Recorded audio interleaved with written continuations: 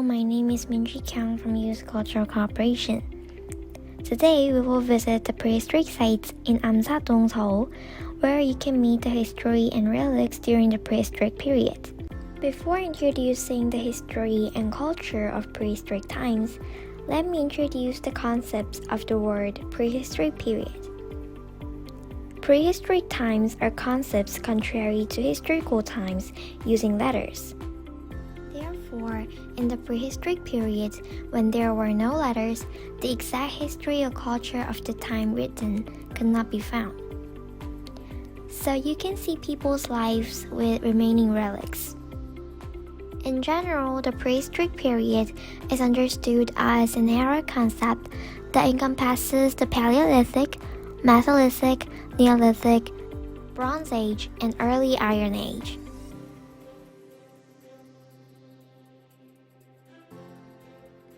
In prehistoric times, you can see many things that begins with the culture of the Korean peninsula, and the representative thing is the change of the geographical features. Did you know that Korea was originally a continent attached to China and Japan, not the peninsula? At first, Asia, Europe, America, Australia, Africa, and Antarctica all connected to one. So the Korean peninsula, Japan, and China could not be distinguished. Then 23 million years ago, when the Eurasian and Pacific plates collided with each other, Japan, which was at the end of the Eurasian plates, fell off from the Korean peninsula. Then, seawater flowed into the valley between Korea and Japan, and the Ice Age began.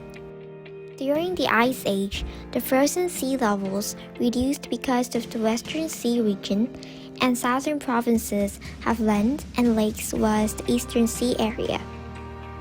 However, since 10,000 years ago, the weather has been warm, and ice have melted, and the sea levels has risen, and the Western Sea and Southern coast regions, which were low inland, have been submerged in seawater, resulting in the same coastline as today.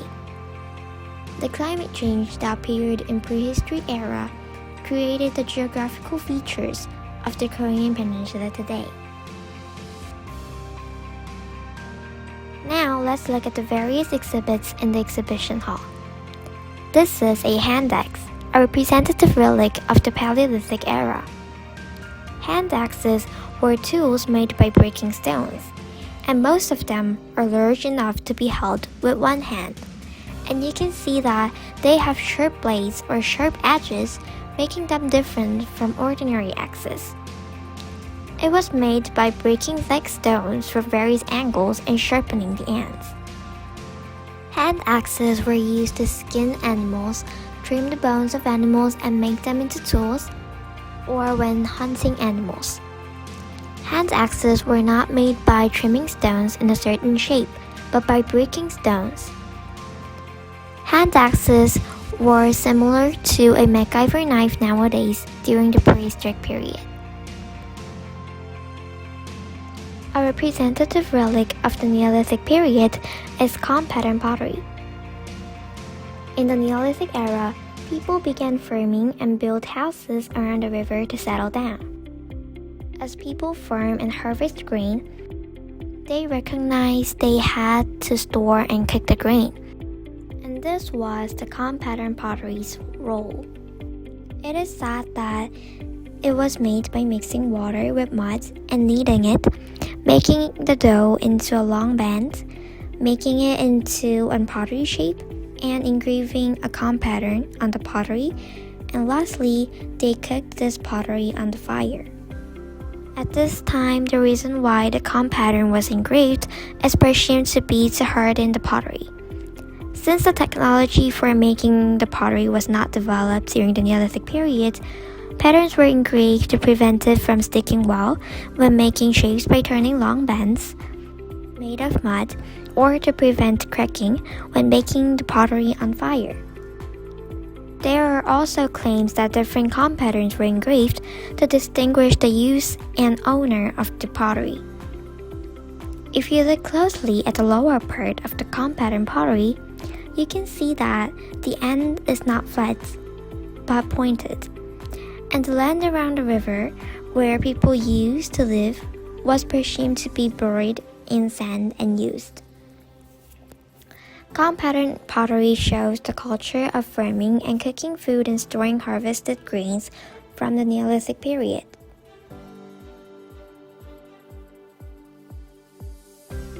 So far, we have introduced hand axes and comb-pattern pottery, which are representative relics of the Paleolithic and Neolithic periods. As can be seen from the use and manufacturing of tools, there are differences in food, clothing, and residence. First is the difference in the way of clothing. During the Paleolithic era, animals were mainly hunted, so the animal skins were used as their clothes.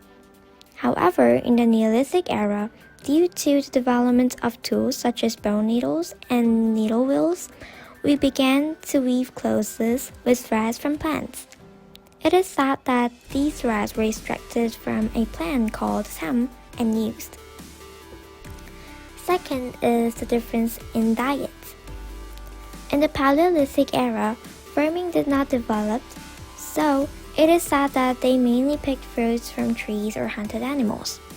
However, in the Neolithic period, as the farming began, and various farming tools were used to harvest, store, and cook grains to eat. These differences in diet also lead to differences in residential life. In the Paleolithic era, when people lived using nearby materials because they couldn't farm, they had to move to other places if they used all of the nearby materials to live. So they usually lived in a cave that was convenient to move around. However, during the Neolithic period, people built houses and lived together in one place while farming and living in settlements. Like this, there are very many kinds of differences between the Paleolithic and Neolithic period. Therefore, my explanation is over. Did you have an interesting time? Through this video, I hope you to be interested in the prehistoric period. Thank you. Hello everyone, today I will talk about Amsa-dong prehistoric site Seoul. First, I'll talk about simple introduction about Amsa-dong prehistoric site. Amsa Neolithic settlement site has been very well known for its typical comb pattern pottery and represents the earliest stage of permanent fishing village inland of the Korean peninsula, formed in 6th and 5th millennium BC. The next is the settlement of Amsa-dong site in Seoul and war of second settlement of Amsa-dong site in Seoul. The first thing is this settlement was found in 1974 during archaeological excavation. It was discussed settlement by fire, but at the time of construction type can be known with remained charcoal. And the next is it was this used settlement by fire, but a tree is still remained on the wall of the settlement. It seems that a tree was set along the wall. Next is one of the most famous thing in Korean and prehistoric sites, the comb pattern pottery from Amsa-dong site in Seoul. This large-sized comb pattern pottery has a form of a simple V, composed of 3 parts: mouth, body, and base, and each part has their own patterns. It is reasonable to assume that this comb pattern pottery was used for food storage, and the right thing is bowl-shaped pottery from Amsa-dong site in Seoul. This is a small bowl-shaped pottery. Patterns are not remained, and this shape of pottery also found in the Taedong River basin. So anyway, today I'll talk about the simple introduction in Amsa-dong Prehistorical site and focus the excavated artifacts and relics, and thankful all visitors enjoy the traveling. Thank you for listening. This time I will introduce about Amsa Neolithic site. This place is very important from past to the present. It's because it is placed near the Hangang River. It was appropriate place for people to live, so many cultures and histories have developed here.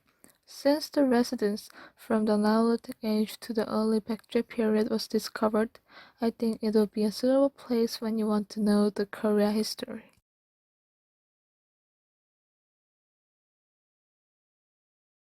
First, I will talk about comb pattern pottery. There is a comb pattern pottery to solid representative relics from the Neolithic age. The feature is that people carved a fishbone-shaped pattern and some other patterns such as round shapes. You might see some holes on the pottery. These holes are assumed to be the evidence that people fixed the comb pattern pottery. By baking soil on fire, the soil was hardened. However, there was a high possibility of damage, such as cracking. Therefore, it is assumed that holes were drilled in both sides around the damaged part, and the holes were tied together with strings to prevent further damage. Through this pottery, we can know that this pottery was made for the purpose of storing, transporting, or cooking food of the Neolithic people. Also, we can see the aesthetic sense of the Neolithic people. In addition, we can know the changes in lifestyle and even the small actions of people related about using comb patterned pottery.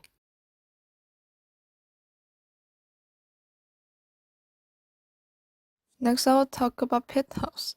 Neolithic pit house sites are usually found in near the large rivers or the seaside. In the Neolithic age, when house buildings technology was not developed well, pit house was a space to avoid rain and wind and prevent the cold. I will simply tell you the steps to build a pit house. First, they dig the ground, then harden the floor. Second, they erected a pillar and laid a roof with straw or some grass. Also, they dig a pit to store food and made a fire range to stay warm. By this pit house, we can know that people lived a settled life. However, pit houses had disadvantages that they could not completely make the sunlight from coming in because they couldn't make and open their windows. Also, they couldn't prevent coldness from coming out of ground.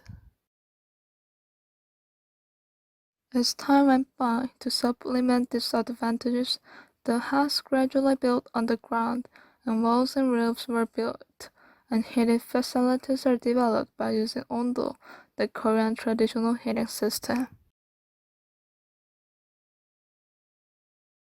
I think the Amsa Neolithic site is a meaningful place where the first of all Korean cultures were placed.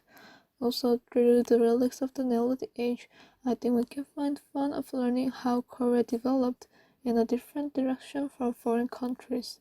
Therefore, if you travel to Korea, I recommend you to visit here.